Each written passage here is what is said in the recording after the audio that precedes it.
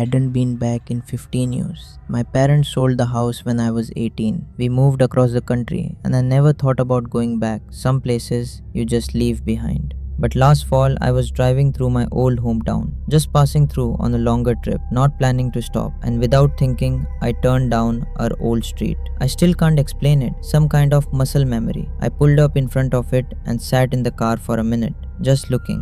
No new family, no for sale sign. The mailbox was rusted shut. The driveway was cracked down the middle, weeds splitting through. The windows were dark, the lawn was completely dead. The front porch was sagging on one side, boards rotting through. It looked abandoned, completely abandoned. I got out of the car. I don't know why I did that either. The front door wasn't broken, it wasn't locked. It was just slightly open, a few inches, like someone had walked out and not bothered to pull it shut, like they planned to be right back. Inside smelled like mold, old wood, dust that had been sitting for years. But underneath all of it, something else, something softer, warmer, like candle wax that had been burned not long ago. I stood in the living room and looked around. The wallpaper my mother had picked out when I was 7 was still there, peeling at the corners now, lifting away from the walls, but the same pattern, the blue flowers, the gold trim, the door frame in the kitchen where my dad measured my height every year on my birthday, a pencil mark and a date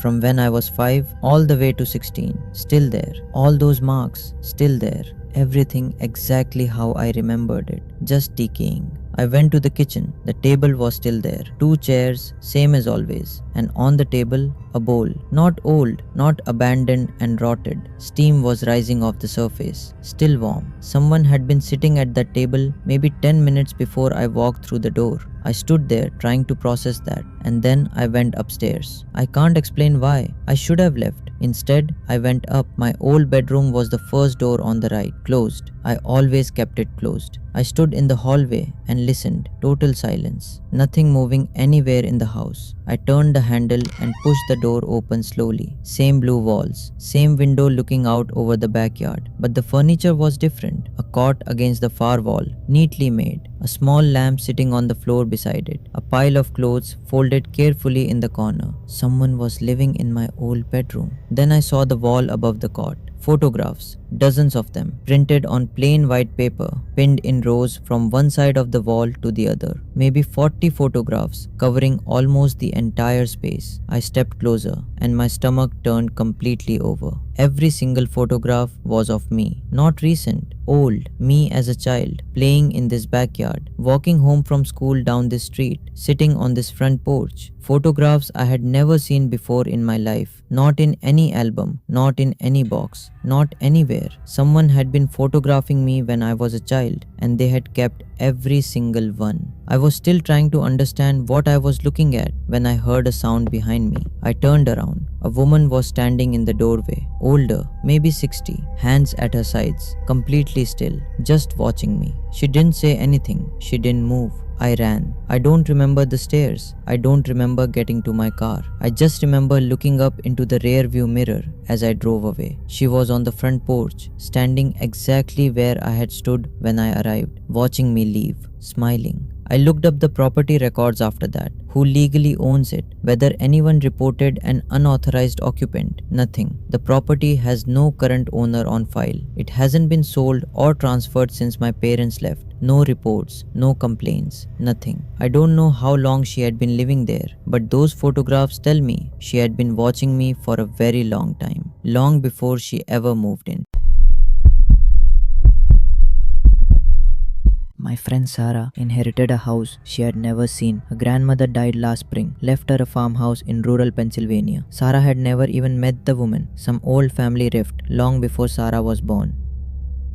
She asked me to drive out and take photos for the listing. She didn't want to deal with it herself, said it felt wrong to profit from a stranger's house, even if it was technically hers now. I was happy to help. Old farmhouse, country roads, a nice change for a Saturday. I drove out there alone. The property was 40 minutes outside town, down a 2-lane road, then a dirt path through a quarter mile of trees. The house came into view, and honestly, my first thought was that it was beautiful. White clapboard siding, wide porch, a barn out back, the kind of house you see on a postcard.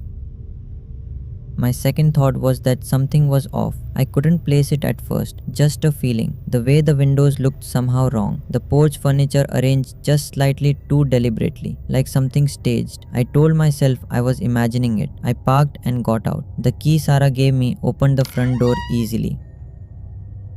Inside smelled like old paper and something floral, dried flowers maybe, but the house was clean, cleaner than I expected something abandoned to be. I started in the living room, taking photos for the listing. Fireplace, bookshelves, original hardwood floors. I worked my way through the downstairs, kitchen, dining room, a small study. Everything dusty, a little worn, but clean. Then I went upstairs. 3 bedrooms. I photographed each one, nothing unusual. Old furniture, bare mattresses, curtains faded from the sun. I was almost done. Last room at the end of the hall. I pushed the door open and stepped inside, lifting my phone. And I stopped. The bed in this room was made, sheets pulled tight, pillows centered, not dusty like everything else. A glass of water on the nightstand, clear water, not stagnant, not sitting for months, fresh. Someone had been in this room, maybe that morning. I took the photo anyway, several actually. The bed, the nightstand, the closet, the window. Then I walked quickly back through the house, checking every other room. Nothing, no one there. Every other room undisturbed. I locked up and drove home. That night I went through the photos on my phone, editing them, preparing to send them to Sarah. I got to the last bedroom, the one with the made bed. I saw something I had not noticed when I was standing in that room. The closet door was half open. I hadn't looked inside. I just photographed it as it was. And in the gap of the open closet door, in the shadow just inside, there was a figure, just standing there, barely visible, the shape of a person, standing completely still in the dark of the closet, looking straight at me. I called Sarah immediately, told her someone had been in that house or was still in it. She called the county sheriff. They went out the next day. They found the house exactly as I had left it. Doors locked, closet empty, no sign of any occupant, no explanation for the made bed or the glass of water. The sheriff told Sarah it was probably teenagers, that old abandoned properties get accessed all the time, that the figure in the photo was probably a coat on a hanger.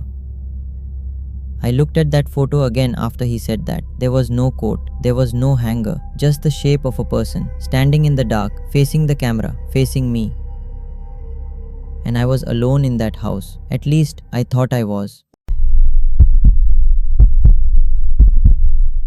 My uncle died in February. We weren't close. My family hadn't spoken to him in years. Some argument between him and my father that nobody ever explained to me. I grew up knowing I had an uncle somewhere, but I never knew him.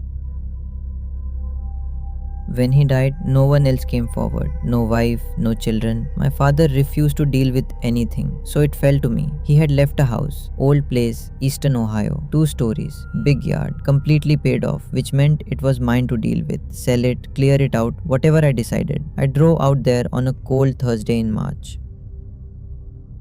The house was not in bad shape from the outside. Older, paint peeling, gutters sagging, but it looked recently lived in, like he had just stopped caring for it. I let myself in with the key the lawyer gave me. Inside was quiet in a way that felt heavy. His things were everywhere. Coat on the hook by the door, mail stacked on the kitchen counter, a coffee mug with dried coffee still at the bottom, like he had just stepped out and never came back. I spent the first hour walking through the house, making notes, furniture, appliances, what was worth keeping or selling.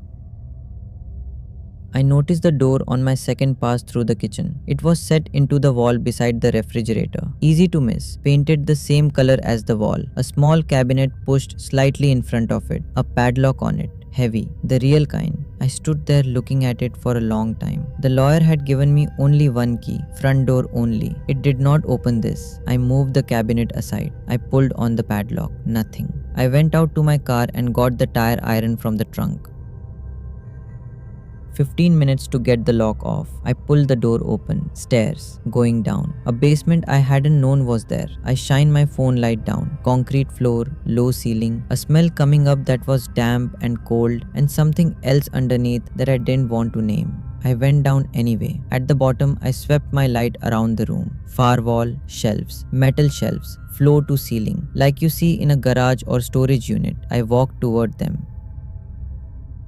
Every shelf was full of boxes, shoe boxes, storage bins, bankers' boxes, all labeled in the same small, careful handwriting. I opened the nearest box. Inside, photographs, hundreds of them, and newspaper clippings, and handwritten notes paper clipped together in stacks. I looked at the photographs. They were of children. I put the box down. I opened another. Same thing. Another. Same. Another. Box after box, shelf after shelf, all the way back into the dark. I went back upstairs. I sat in my car and I called the police, gave them the address, told them what I found. They were there in 20 minutes. They were in that house for 4 hours. When they finally came out, the detective asked me how long I had known my uncle. I told him I had never met him.